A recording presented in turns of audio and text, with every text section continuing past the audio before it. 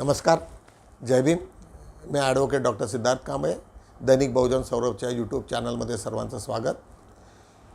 1 मेला आमचा पेपर निघत सुट्टी असते, त्यामुळे पेपर काही निघाला नाही. त्यामुळे कालचा व्हिडिओ आम्ही अपलोड केलेला नाही. कारण आमची भूमिका आहे की जेव्हा जेव्हा यूट्यूब आमचा पेपर दैनिक बहुजन सौरभ निघेल त्याच वेळेस आम्ही आमचा पेपर म्हणजे यूट्यूबही त्याच दिवशीच ठेवायचं. म्हणून काल आम्ही पूर्ण सुट्टी घेतली.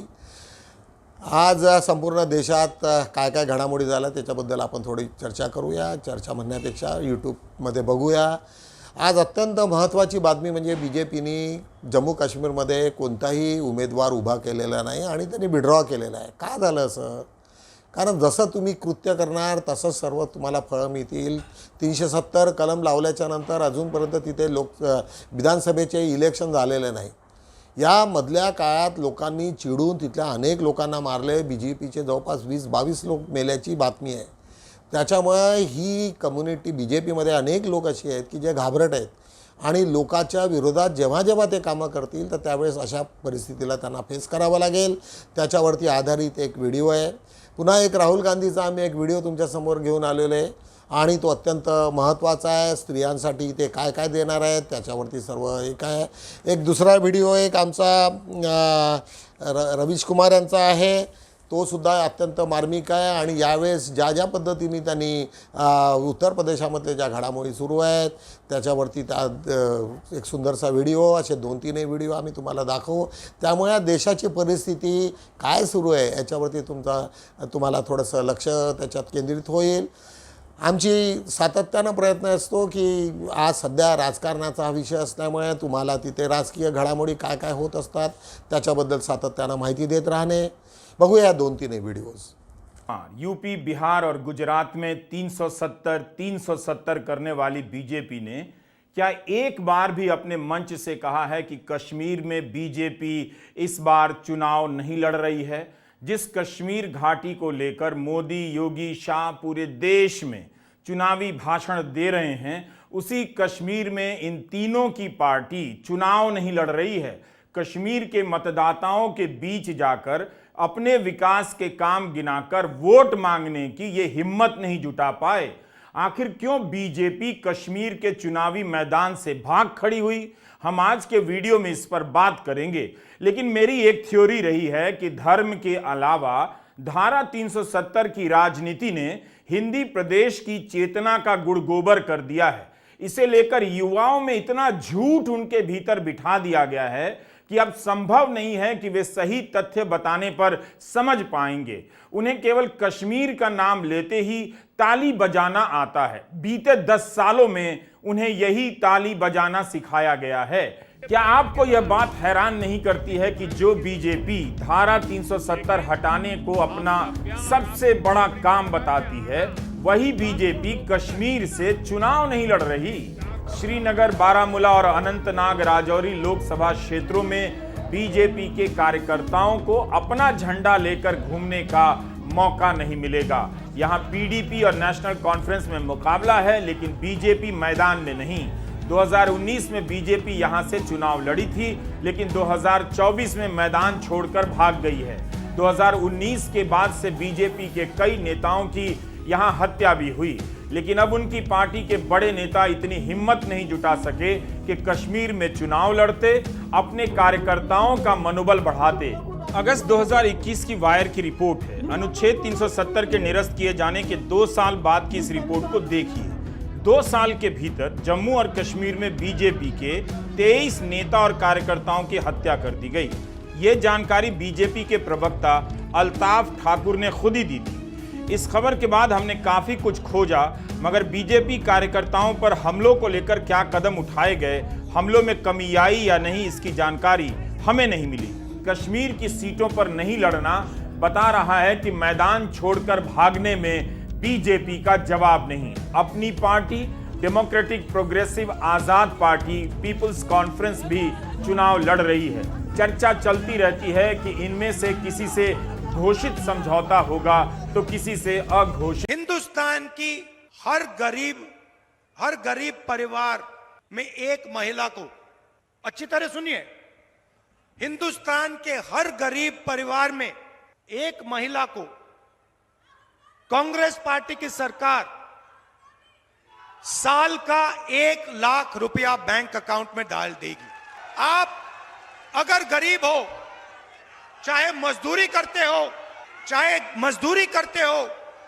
चाहे खेती करते हो, चाहे छोटे छोटे कारखाने में काम करते हो, अगर आप गरीब परिवार हो, आपके परिवार में एक महिला को महीना का 8,500 रुपया, साल का 1 लाख रुपया सरकार बैंक अकाउंट में डाल देगी। जब नरेंद्र मोदी परेशान होते हैं तो मैंने ये ऑब्जर्व किया है पिछले 10 साल में, वो एक कम्युनल जोन में चले जाते हैं, वो सांप्रदायिकता का इस्तेमाल करते हैं। यहाँ कांग्रेस मर रही है और वहाँ पाकिस्तान रो रहा है। शहजादे को प्रधानमंत्री बनाने के लिए पाकिस्तान उतावला है और हम तो जानते ही है कांग्रेस तो पाकिस्तान की मुरीदी है।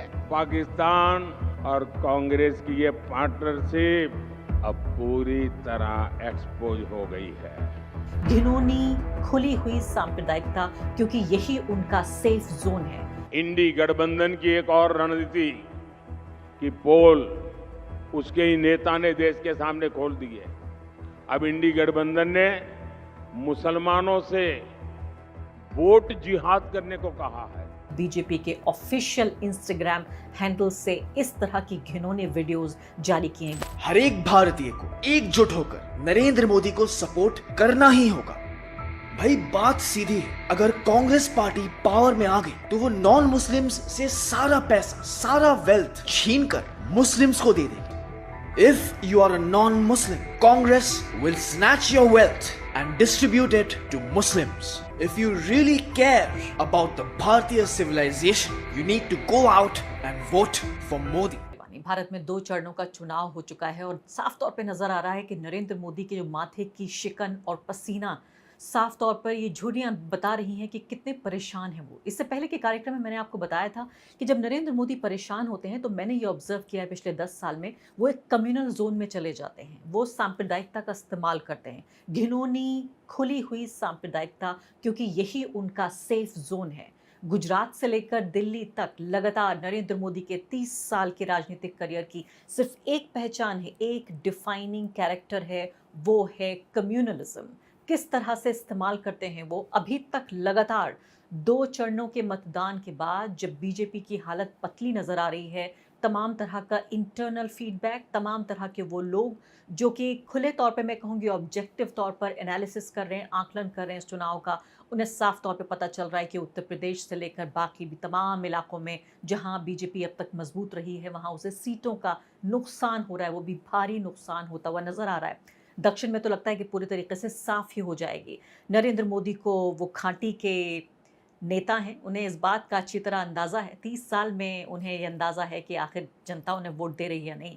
10 साल की पूरी थकान उनके चेहरे पर नजर आ रही है। अभी तक मुसलमान पर टिके हुए थे नरेंद्र मोदी, उनके पार्टी के दूसरे मंत्री, इसके अलावा आरएसएस की पूरी जो मशीनरी है जो सड़क पर काम करती है और इंटरनेट पे नजर आती है, अब इसमें शामिल कर लिया गया है मुसलमानों के बारे में सीधे मुसलमान शब्द का इस्तेमाल न करके घुसपैठिया, देश के दुश्मन, आईएसआई प्रायोजित लोग, बच्चे ज़्यादा पैदा करने वाले लोग, विदेशी लोग, अरबी लोग, इस तरह की भाषा का इस्तेमाल हुआ करता था। इस चुनाव में बहुत ही क्रांतिकारी बदलाव ये हुआ है कि देश का प्रधानमंत्री, जिसको 140 करोड़ लोगों का नेता होना था, वो सिर्फ एक हिंदू किंग की तरह, एक राजा की तरह नजर आ रहा है, जो सीधे तौर पर अपनी अल्पसंख्यक जो आबादी है, जो उसके तहत है, उसके मातहत है, वो गरीब आबादी 20 करोड़ लोगों की, उनके खिलाफ सड़क पर हिंसा फैला रहा है।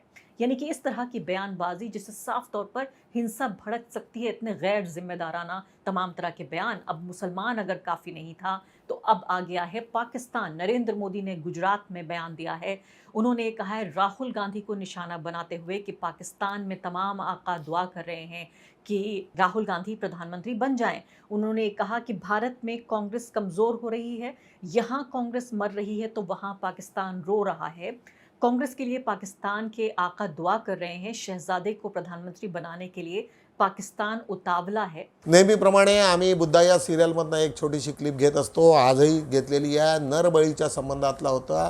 सिद्धार्थ गौतम बुद्ध होण्याच्या आधी त्या युवा अवस्थामध्ये तिथे महामाया आणि तिचे वडील म्हणजे सुधोधन राजा या दोघांनी असं ठरवतात की एक मोठी पूजा झाली पाहिजे आणि ती पूजा कशी करणार त्याच्यावरती मोठा प्रश्न निर्माण होतो. परंतु मोठ्या चतुर्यानी तिथे ती पूर्ण आपली एक मोठा पूजा अरेंज करतात, पूजा मांडतात आणि तिथे सिद्धार्थाला बोलवतात आणि ते म्हणतात की आता तुला करावं लागेल, तुम्ही जेवढं सांगतो तेवढं करा. सिद्धार्थ एकदम कॅज्युअली घेत असतो. परंतु जेव्हा आपला एखादा बळी असतो तिथे एका हेल्याचा, त्यावेळेस मात्र ते त्याची रस्सी कापतात आणि सरळ त्या ब्राह्मणांना सवाल करतात की तुम्ही जर ह्या राज्याला एवढा प्रेम करतायत आणि जर कोणी म्हटलं की तू बळी दे तर तुम्ही देणार आहात का? मग या निर्जीव प्राण्याचा मी बळी कसा देऊ?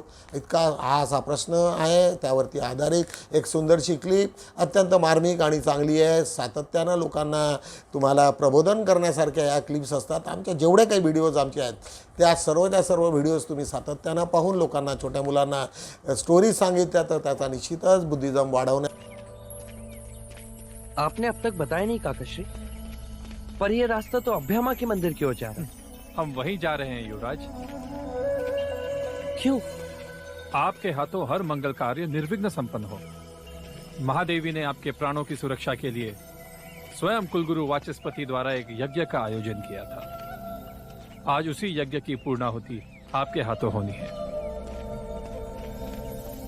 ओम रावे नमः. ओम रावे नमः.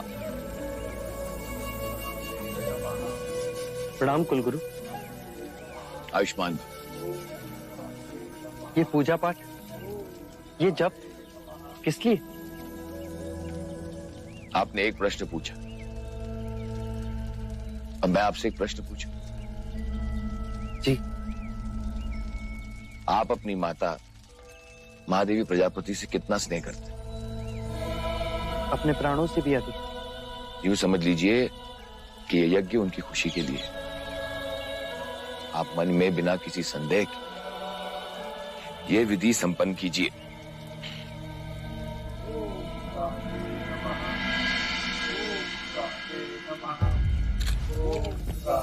आयुष्मान भव.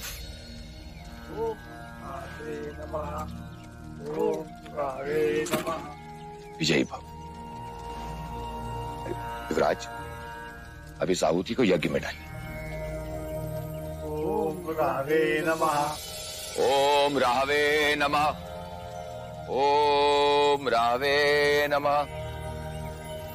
ओम रावे नमः. ओम रावे नमः. ओम रावे नमः. युवराज, ओम रावे नमः. इसे स्पर्श कीजिए.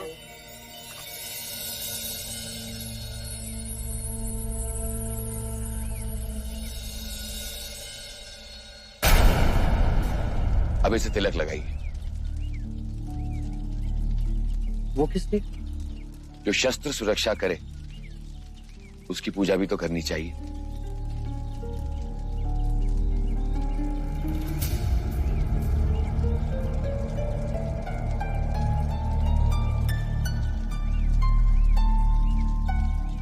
अब आप इसे लीजिए. हवन कुंड के 5 फेरे लीजिए और बाहर आइए.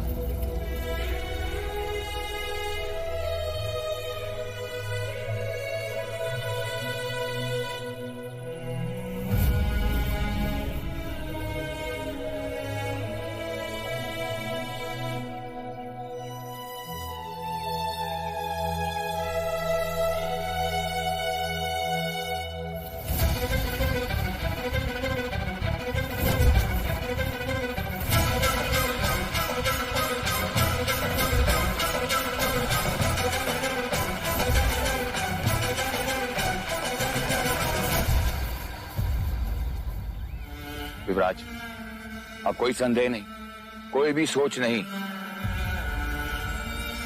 ये यज्ञ आपकी प्रजा के लिए, आपकी माता की खुशी के लिए है।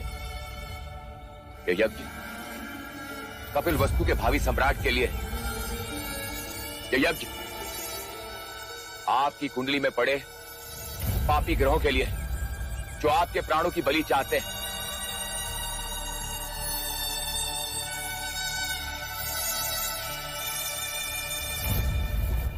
अब मेरे साथ बोलिए, अपने प्राणों की रक्षा हेतु, अपने प्राणों की रक्षा हेतु ये यज्ञ, ये आहुति, ये आहुति, ये बलि स्वीकार करें। ये बलि ही स्वीकार करें। अब एक ही प्रहार से बलि का धड़ अलग करें। बोलिए अभय माता की जय, अभय माता की जय, अभय माता की जय।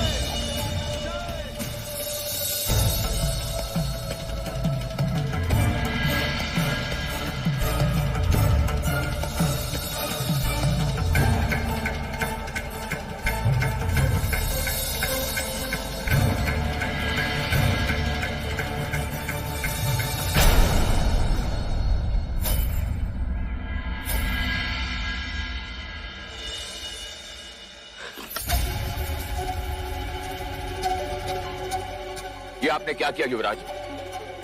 ये आप मुझसे क्या करा रहे हैं कुलगुरु? ये बलि पूजा है। आपको मां अभय को बलि चढ़ानी है। क्यों? किस लिए? इस बलि के बाद आपके सारे संकट समाप्त हो जाएंगे। अर्थात अपने प्राण बचाने एक निर्दोष मूक पशु के प्राण हर लूं? ये सुनकर भी धिक्कार आता है कुलगुरु। आपको सोचकर नहीं आता? युवराज, ये बलि आवश्यक है, शास्त्रों में लिखा है। पढ़ा है मैंने जो शास्त्रों में लिखा है। कथित ईश्वर को प्रसन्न करने अपनी प्रिय वस्तु अर्पण करें, और मनुष्य को अपने प्राणों से अधिक कुछ प्रिय नहीं।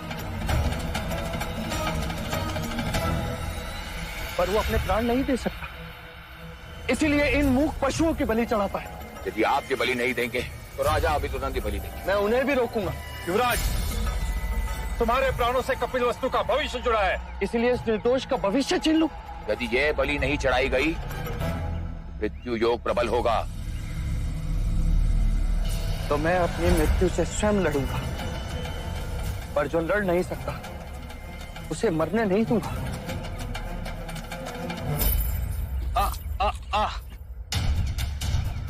एक प्रश्न आपने किया था, अब एक प्रश्न मैं आपसे करता हूं। कपिल वस्तु से कितना स्नेह करते हैं आप?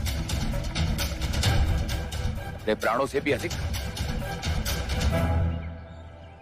कपिल वस्तु को मेरी आवश्यकता है, मेरे लिए एक बलि की आवश्यकता है। तो आप स्वयं अपनी बलि दीजिए कुलगुरु।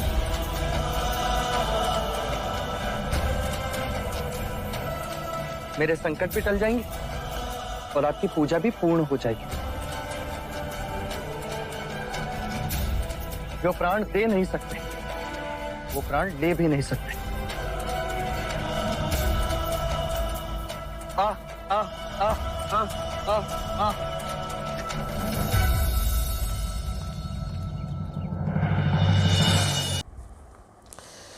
दैनिक बहुजन सौरभचा आज आपण आढावा घेऊया। आज दैनिक बहुजन सौरभने आज टायटल आहे आमचं, मोदींनी देशातील महिलांची माफी मागावी, राहुल गांधी। आज ज्या अर्थानं जिथे कर्नाटकामध्ये प्रज्वल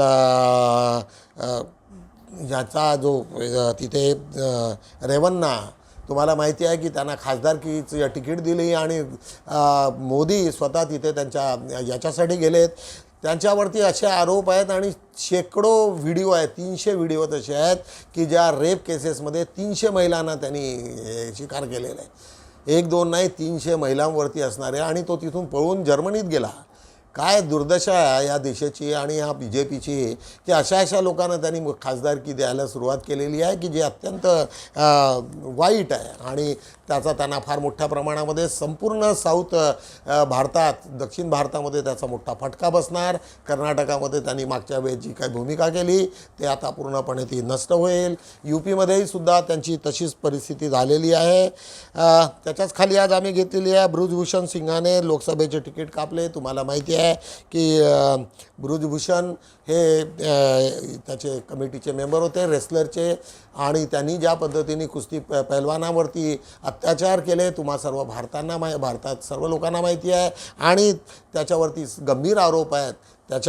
त्यामुळे आज त्यांना त्यांची तिकीट BJPने कापल्याची एक बातमी आज आलेली आहे.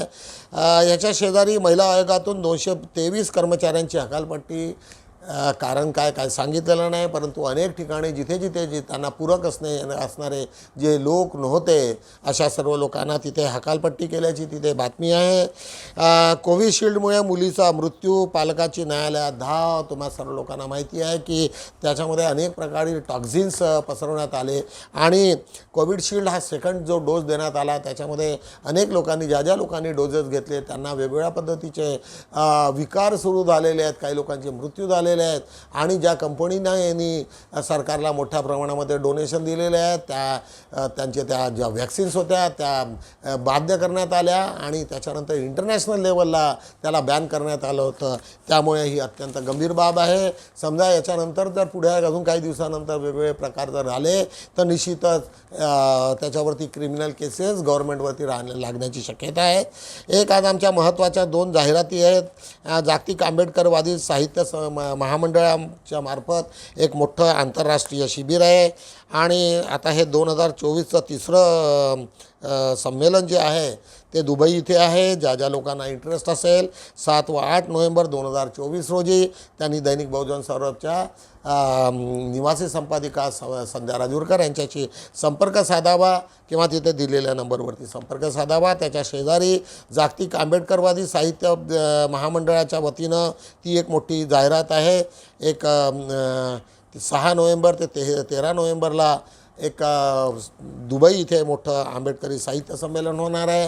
त्याच्यासाठी उत्सुक लोकांनी ताबडतोब तिथे संपर्क साधावा. आज 5 चांदवरती बघूया आपण. मतीन भोसले, रामभाऊ इंगोले राष्ट्रसंत सेवा पुरस्काराने सन्मानित. ग्रामजयंतीच्या निमित्तानं नागपुरात मोठ्या प्रमाणात कार्यक्रम झाले आणि त्याच्यात अनेक जे लोक कार्यकर्ते आणि समाज सुधारक ज्या पद्धतीने कामं करत आहेत त्या लोकांचा मोठ्या प्रमाणात सन्मान करण्यात आला.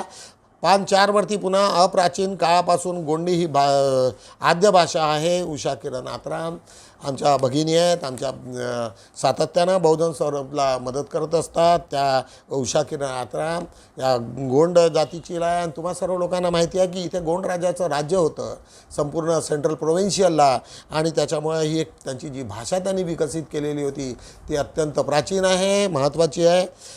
आज त्याच्याच खाली बघूया त्रिरत्नाची संयुक्त जयंती उत्सवात साजरी. वाशिम इथली बातमी आहे. बालसदनमध्ये गरजू विद्यार्थ्यांना 11वीमध्ये प्रवेश. तुम्हाला माहिती असेल की सिव्हिल लाईन्सला बालसदनमधून सरकारी एक संस्था आहे. त्याच्यामध्ये गरीब पोरांना ज्या लोकांना कुठे निराधार असतील त्यांना 11वीमध्ये तिथे प्रवेश देण्यात येतो आणि त्यांचा पूर्ण सर्व शिक्षणाचा खर्च सरकार घेत असते. बुद्धा टेकडी मित्र परिवाराच्या वतीने ऐतिहासिक दगडाला अभिवादन. वर्धा इथली बातमी आहे. तुम्हा सर्व लोकांना माहिती आहे की 1 मे 1936 रोजी डॉक्टर बाबासाहेब आंबेडकर आणि महात्मा गांधी यांची भेट झाली होती आणि त्या दगडावरती बसून ते जे बोलले होते, जे काही त्यांचं संभाषण झालं, तो दगड आजही त्याच्यात कोरलेला आहे आणि मोठ्या प्रमाणामध्ये तिथे आता एक स्तूप बनवण्याचा कार्यक्रम सुरू आहे. ही एक अत्यंत आपल्या याच्यासाठी एक महत्त्वाची बातमी म्हणून आपण समजू. अंबुजा ऑइल फॅक्टरीतील कामगार सोयी सुविधेनुसार उपेक्षित.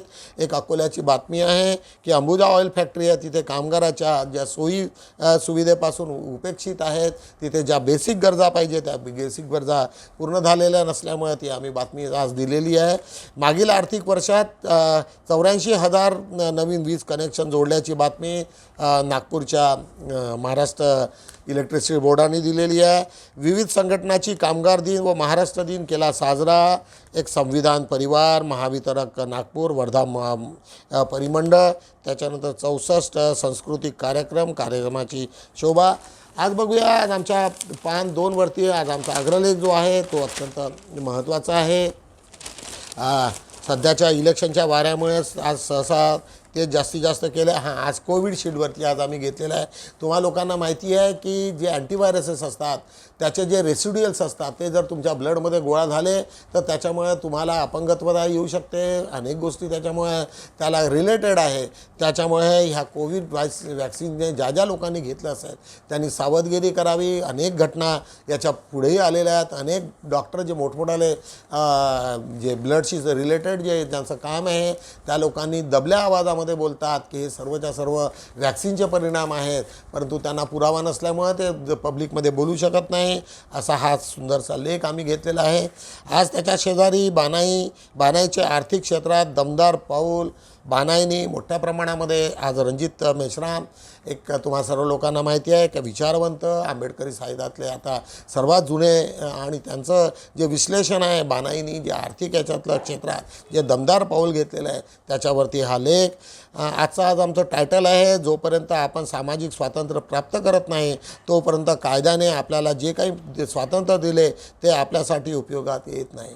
म्हणून आजचं हे इलेक्शन आणि हे आम्ही सातत्यानं जे बोलत असतो याच्या मागचं कारणच एक आहे की तुम्हाला जोपर्यंत तुमच्या हातात सत्ता येत नाही तोपर्यंत तुम्ही काही करू शकत नाही. श्रमिक शक्तीची गुलामगिरीकडे वाटचाल. एक लक्ष्मण बोरकर यांचा हा लेख. श्रमिक शक्ती आता ज्या पद्धतीने जे नवीन जे कायदे झालेले आहे त्याच्यामुळे आता वर्क फ्रॉम होम म्हणजे तुम्ही 24 तासपर्यंत काम करा अशा पद्धतीचे ज्या भूमिका आता घेतलेल्या आहेत त्याच्यावरती असणारा हा एक लेख लक्ष्मण बोरकर यांचा. आज त्याच्याच खाली आज आम्ही प्रतिकूल परिस्थितीवर मात करी तिची उत्तुंग भरारी. नागपूरच्या पूजा शिंदेच्या कर्तृत्वाला सलाम. एक मोठ्या कंपनीमध्ये ती एक ऑफिसर आहे, एक मॅनेजर आहे तिचं, आणि तिने आपलं ज्या पद्धतीची तिची 2 वेळची जेवायची सोय नव्हती, कुठेतरी 500 रुपये महिन्याने ती बिचारी काम करायची, वडील रिक्षा, आई भांडे घासायची, परंतु त्या पोरीने ज्या पद्धतीने मोठ्यात आपली जी झेप मारलेली आहे त्याच्यावरती आधारित हा सुंदरसा लेख आज आम्ही तिथे दिलेला आहे समाज माध्यमच्या मार्फत. शब्द अंतर्मनाचे भावना. एक हा चैतन्य संकोपन वरवट यांनी लिहिलेला हे आहे की शब्द किती मार्मिक असतात. एका शब्दामुळे कधी किती नुकसान होते. एका शब्दामुळे अनेक लोक कसे दुखावल्या जातात याच्यावरती आधारित हा एक लेख आज आम्ही दिलेला आहे. आज पान 3 वरती बघूया. जगाची भुकेने वाटचाल आणि चिंता. भूपेंद्र गणवीर यांचा हा लेख. जगात ज्या पद्धतीने भूकमरी आणि सुरू झालेलं आहे आणि अनेक ठिकाणी लोक भुकेने मरत आहेत, हा अत्यंत चिंतेचा विषय आहे. भारतातच नाही तर संपूर्ण देशामध्ये अनेक ठिकाणी अशा पद्धतीच्या घटना झालेल्या आहेत. आज एक अत्यंत मार्मिक असा लेख आम्ही अरुण निकम यांचा घेतलेला आहे. बाळासाहेब संविधान बदलवणाऱ्या शक्तींना तुमची मदत झाली असे होऊ नका.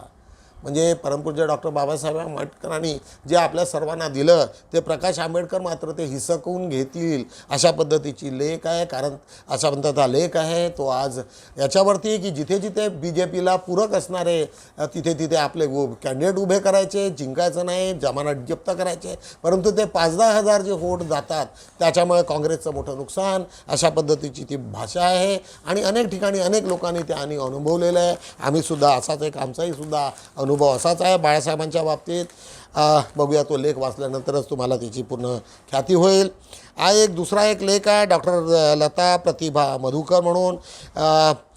विस्मृतीत का गेलेत हे महाराष्ट्र राज्य निर्मितीसाठी शहीद झालेले हुतात्मा. जे कोणी ज्या लोकांनी महाराष्ट्राच्या बाबतीत जे काम केलं त्यांच्या सर्वच्या सर्व आढावा घेणारा हा लेख.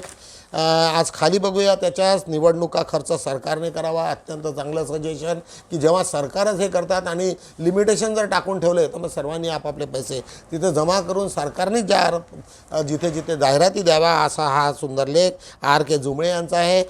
प्रशंसनीय आहे, चांगला आहे.